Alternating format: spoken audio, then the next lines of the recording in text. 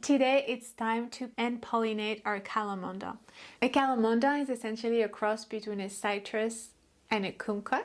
They're also called Calamansi, Calomondin, and it's a really awesome tree. So they come, of course, in several sizes, semi-dwarf, dwarfs, and really tall varieties. Typically, you need a 2-year-old tree for it to bear fruit. My little Calomondin that you see here has been growing indoors, and back in March, I gave it a really good prune, harvested about half a kilo of fruit, and also talked about the water requirements, the light requirements, and everything I do to keep it healthy.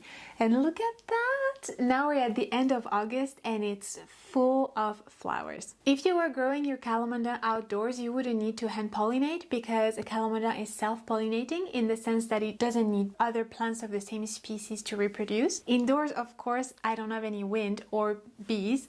I have to be the bee, essentially. Right after the prune, I had a small flush of growth and 2 flowers formed, and I hand pollinated them, so I'll show you the result. We can see that small green fruits are forming, and of course they'll grow bigger, and as they ripen they'll turn a beautiful orange color.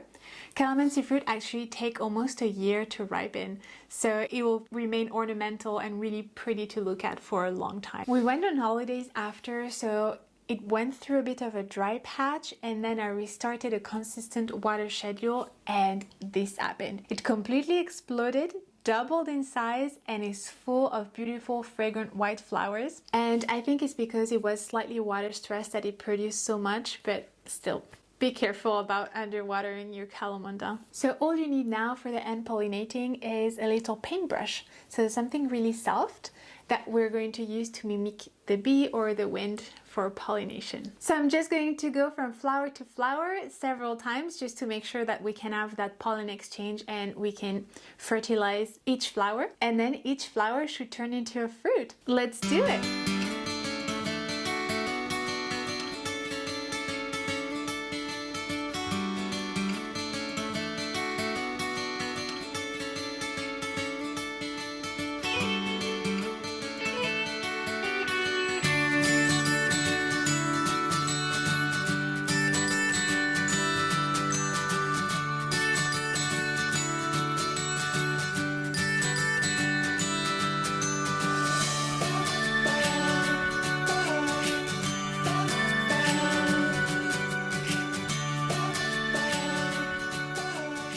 So at this stage, when your Calomondin is flowering and fruit production is starting, it's a good idea to apply a nitrogen-rich citrus fertilizer just to give the plant a good feed and make it ready for fruiting.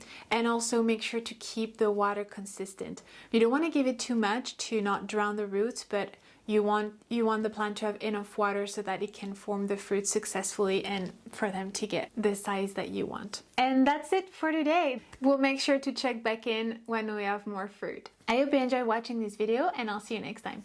Bye!